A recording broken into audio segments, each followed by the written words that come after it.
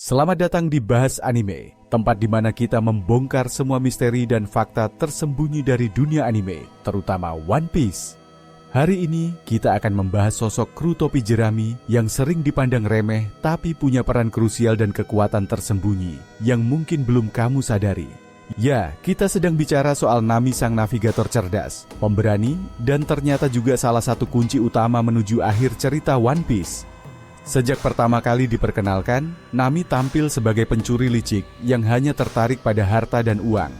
Tapi kita semua tahu alasan di balik itu. Dia mengumpulkan uang untuk membebaskan desanya dari genggaman kejam Arlong, manusia ikan yang memperbudak masyarakat Chochoyashi.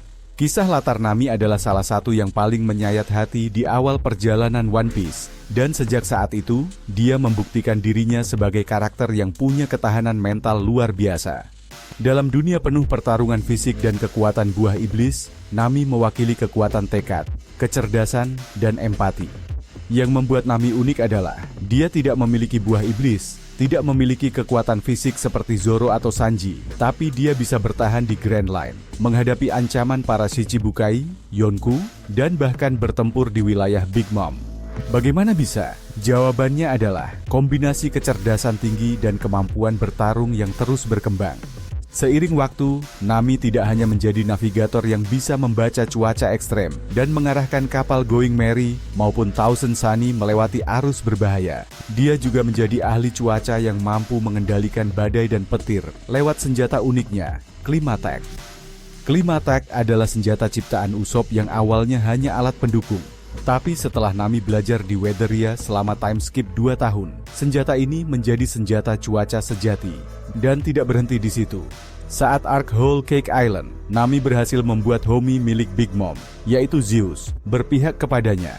Ini adalah momen krusial, karena Zeus memperkuat Climatek secara drastis dan membuat Nami bisa mengeluarkan serangan petir berkekuatan masif, cukup untuk mengalahkan musuh sekuat ulti dari Tobiropo. Tapi bukan hanya soal kemampuan bertarung, Nami juga punya peran penting dalam hal navigasi. Dia satu-satunya kru yang mampu membawa kapal topi jerami menembus Grand Line, memahami log post, membaca cuaca berbahaya, dan memperkirakan arah dengan presisi tinggi. Dalam arc yang lebih baru, Nami beberapa kali menjadi penyelamat dengan perhitungan akuratnya, terutama di wilayah-wilayah seperti Punk Hazard, Dressrosa, dan Wano. Perlu diingat, mimpi terbesar Nami bukan sekadar menjadi navigator hebat. Dia ingin menggambar peta seluruh dunia. Mimpi ini mungkin terdengar sederhana, tapi dalam konteks One Piece, ini adalah ambisi luar biasa. Untuk bisa memetakan seluruh dunia, Nami harus menjelajahi setiap pulau, samudra, dan tempat tersembunyi termasuk Love Tile, pulau terakhir yang belum pernah dikunjungi siapapun, selain kru Roger. Dengan kata lain, mimpi Nami terhubung langsung dengan mimpi Luffy untuk menjadi Raja Bajak Laut. Lalu, seberapa besar peran Nami di akhir cerita nanti? Banyak yang memprediksi bahwa Nami akan menjadi navigator pertama dalam sejarah yang bisa membawa kapalnya sampai ke Love Tale. Dia tidak hanya membuka jalan secara fisik, tapi juga secara simbolik sebagai jembatan antara impian pribadi dan impian sang kapten. Tanpa Nami, tidak mungkin Luffy bisa mengarungi semua lautan itu dan menemukan One Piece. Menariknya, ada juga teori yang menyebutkan bahwa Nami mungkin memiliki koneksi dengan masa lalu yang lebih besar dari yang kita duga. Beberapa menyebutkan bahwa Nami berasal dari suku langit atau punya keterkaitan dengan kerajaan kuno, mengingat kemampuannya yang sangat sensitif terhadap cuaca dan alam. Walau Oda belum memberi petunjuk pasti, bukan tidak mungkin Nami akan menjadi bagian dari misteri besar seperti Wheel of D, atau bahkan sejarah Void Century. Karakter Nami juga sangat penting secara emosional dalam tim topi jerami.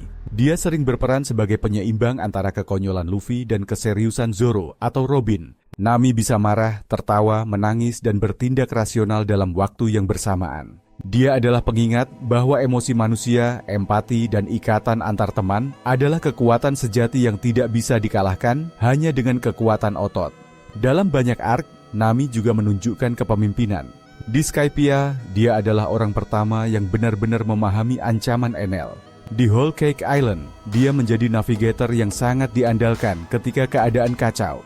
Bahkan di Wano, meskipun bukan petarung utama, Nami aktif dalam strategi pertempuran dan menunjukkan keberanian besar saat menghadapi musuh kuat. Jadi, jangan pernah remehkan peran Nami. Dia bukan hanya tokoh pendamping, Nami adalah kunci. Kunci menuju Love Tale, kunci bagi mimpi Luffy, dan kunci bagi mimpi dunia baru yang akan terungkap di akhir cerita. Dengan klimatek yang semakin canggih, bantuan Zeus, serta kecerdasannya yang terus diasah, Nami bisa saja menjadi satu dari sedikit orang yang akan tahu seluruh rahasia dunia One Piece.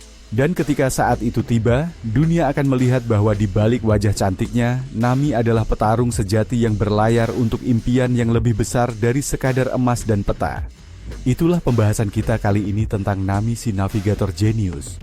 Tulis pendapatmu di kolom komentar. Apakah menurut kalian Nami akan menjadi orang pertama yang menggambar peta seluruh dunia? Dan bagaimana perannya nanti dalam perang besar terakhir One Piece? Jangan lupa like, subscribe, dan aktifkan lonceng notifikasi. Karena di Bahas Anime, kita akan terus kupas habis fakta-fakta tersembunyi dari dunia One Piece yang belum banyak dibahas orang. Sampai jumpa di video berikutnya.